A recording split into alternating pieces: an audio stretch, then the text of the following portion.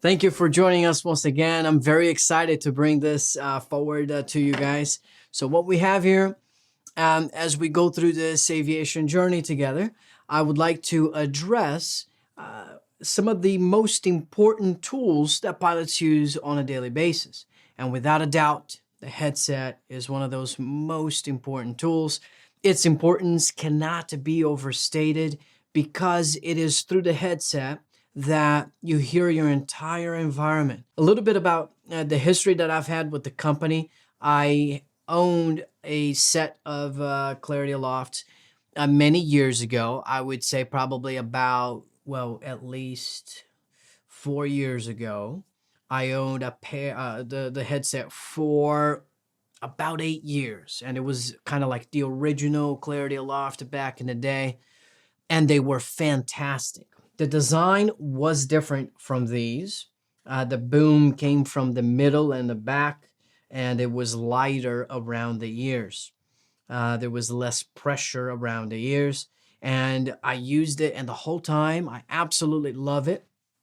And we're going to be talking about all the details associated with the headset, of course. But just for you to know, I had it, and then it broke. And when it broke, I had to select a new headset. So I went right away and bought another Clarity Aloft. Back then, I was captain on the 88, and the 88 modulates things a little bit different via the microphone, and actually burns the mic on the new Clarity Alofts. So I couldn't keep using a Clarity Aloft. So I then acquired the Bose Pro Flights, which that review will be coming up as well. And I've been using the Bose Pro Flights for a while. But now I'm a pilot on the 737. The 737 aircraft, the Boeing 737, is a rather loud aircraft. Inside, the cockpit noise is relatively high compared to some of the other airplanes out there. So I am questioning whether the Bose Pro Flights are really fitting the bill. I mean, getting the job done with regards to noise attenuation. That has driven me to attempt to find a better solution. So this is what I'm taking you in this journey with me as I attempt to find a better solution. And then in the process, if I don't find a better solution, I'll make sure to let you know. And in the process, we'll just be reviewing the headsets as I go about. So there are 7 categories that we'll be analyzing the headsets. We got performance, comfort, build quality, functionality, value for money, durability, and style. So we'll be going down the list over here. With regards to performance, first and foremost, we need to talk about noise attenuation, right? That is obviously the most important, how much noise it eliminates from your environment. Please do keep in mind, if you don't protect your hearing while flying aircraft for a long duration of time, it's guaranteed, you will lose your hearing as the decades go by. So this is paramount, right? You have to. And I'm very happy to report that these little guys, the Comply in-ear buds, are absolutely phenomenal. I've always thought that their performance challenged the ANR headsets, active noise canceling, which is electronic, and even the ear cups, the full ear cups. And after flying with the Bose 820 recently that I tried in the flight deck, after flying with that, then trying on these, I'm happy to report that indeed the performance of noise attenuation is that of a full cup ANR headset, which is just impressive, right? It's just impressive. According to their website, from 150 to 300 hertz, there's a 30 decibel decrease. And from 4,000 to 8,000 hertz, there's a 47 decibel decrease. Again, this is straight from the Clarity Aloft's website. And I must say, given the performance that I've observed, I do agree. I think it is definitely that good. Next in the performance category would be the microphone. because the capacity to cancel wind noise on the microphone is key for clear communication, particularly in the flight deck, intercom, and then UNATC. Clarity in the past, from personal experience, having had two other headsets in the past, the one that broke and then another one that I tried to use that ended up burning out from the 88. Those two headsets had some of the quietest, clearest, best microphones I've ever heard on any headset. Because I we all work together, and many people have different headsets, so you tend to get a feel for what their mics sound like, what your mic sounds like. So I can say that they've had fantastic headsets. Unfortunately, the model before me, before you here today, did not cancel out natural speech wind noise generated from the mouth as great as previous generations have. So I don't know if it's particular to this model, or if I mean, this is specific, like serial number. This one, I just got a bad example, so to speak. Or it's this model that just has that little bit. It's a little bit rasp at the end of it. Intercom wise, the other pilot I was working with had zero complaints. Said I was loud, crystal clear. ATC also had zero complaints. So that's good news. As far as comfort is concerned, uh, comfort is very subjective, right? Everybody's heads is different, and it gets very much on an individual basis what you consider to be comfortable. It is a big factor for most people to not have the headband around like the big clamps do. So that the clamps will typically generate discomfort, heat, sweat, over time, and that would definitely mess up your hair on top. Like, I have quite a bit of very thick, coarse hair, so if I don't put any product, it doesn't look presentable. So it does create a dip in the hairline. So if you have a lot of volume at the top and you got to put product, that would be a problem. That would be an issue. This solves that because it is around the back of your head, so it doesn't have any problems with regard to that. You can have any hairstyle to the ladies flying as well, of course. So that's really nice. And as far as putting it on, it's nice and easy. You just stretch it, put it around the back, and that's it. It's really nice and easy. And the boom mic is very stable, and no heat generated, of course, because it weighs less than 2 ounces and there's not much touching your head. So that's wonderful. Unfortunately, the very first day that I went flying, it was over 12 hours of duty, and I clocked in almost 8 hours of flight time that day. It was a huge day.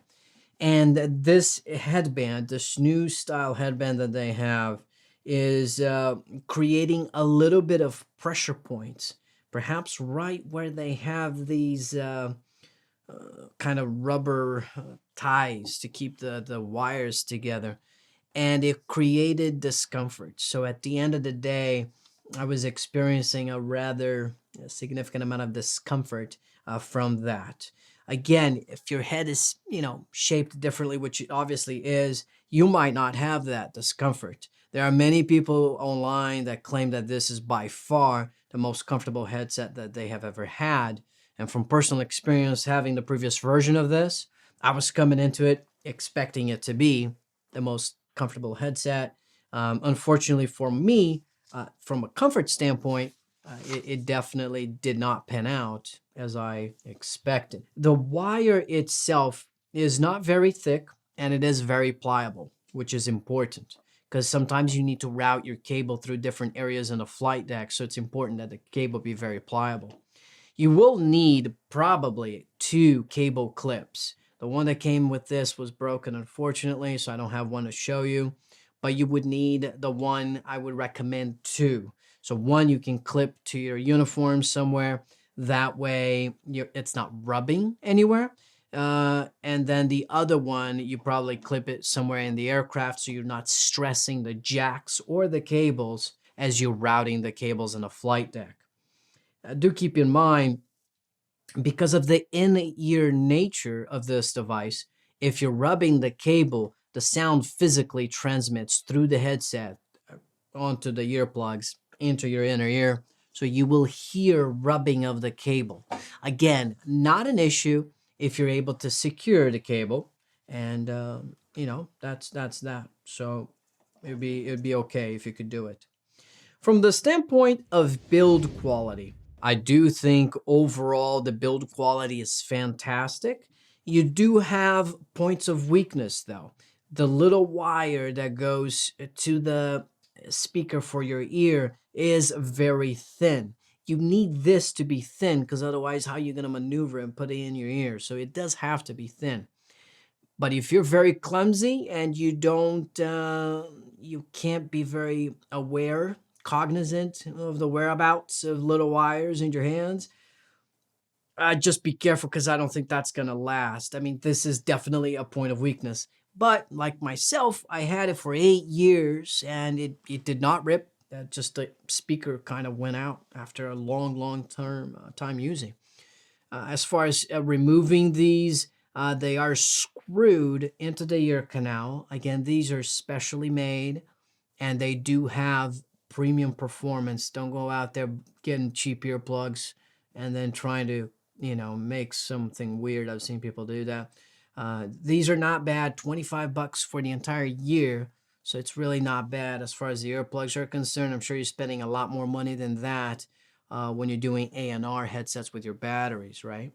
The microphone connection, very thick, very sturdy. Boom mic, very stable, very solid. Overall build quality, I do think it's pretty great. You do have reinforcements where the cables attach. The jack themselves, as is standard nowadays, quality has been really good with most manufacturers. I haven't seen anybody making, bad or cheap ones of anybody that I fly with, and myself included.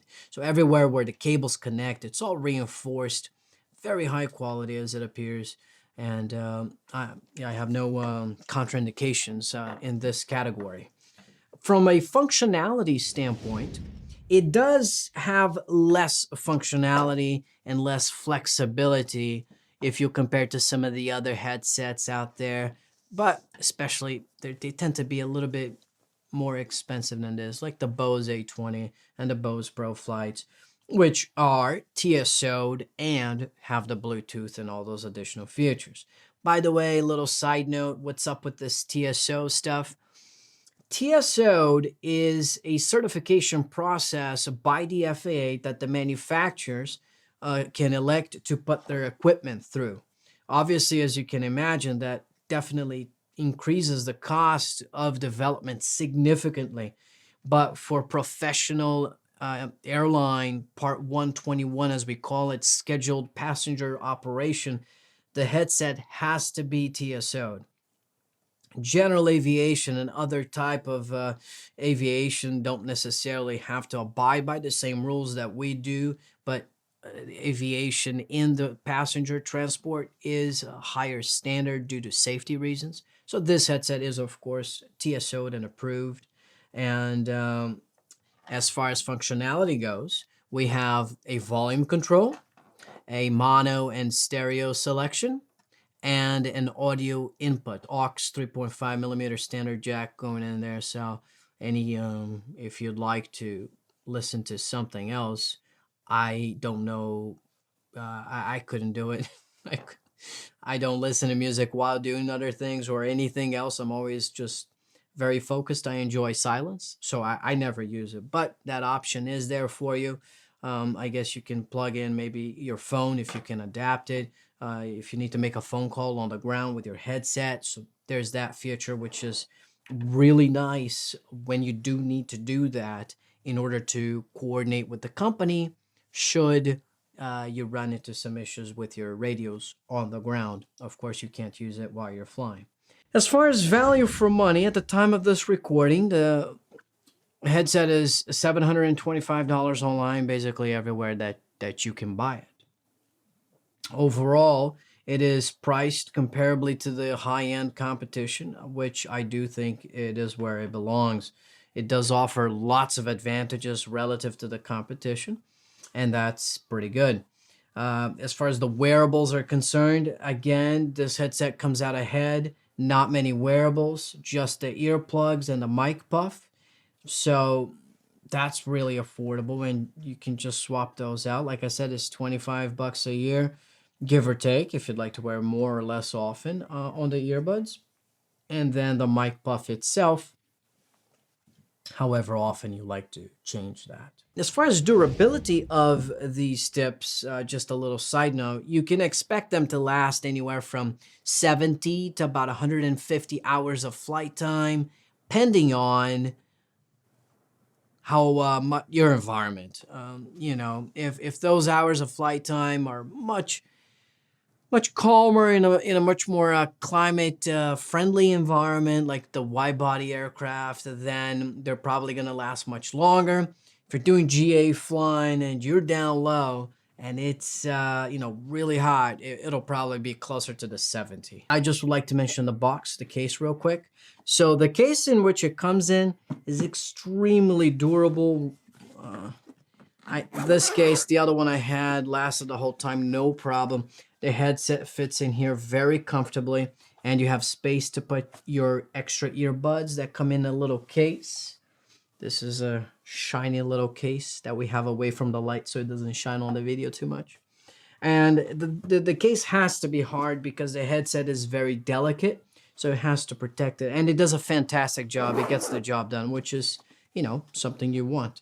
From a style standpoint, again, it is very subjective, but I do think it ranks very high because it doesn't wrap around your head. It's not gigantic.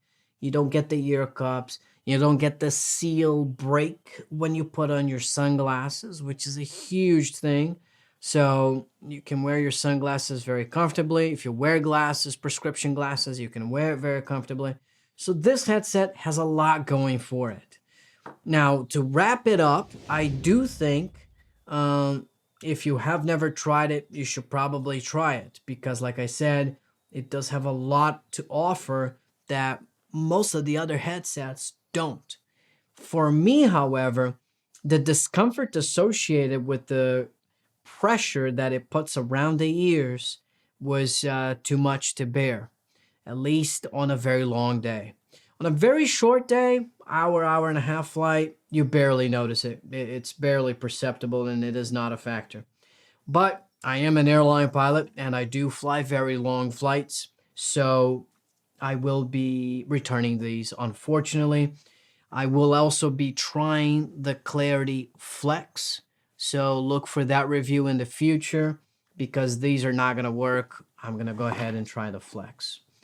If you'd like for me to do a comparison video between some of the big heavy hitters in this segment, do let me know.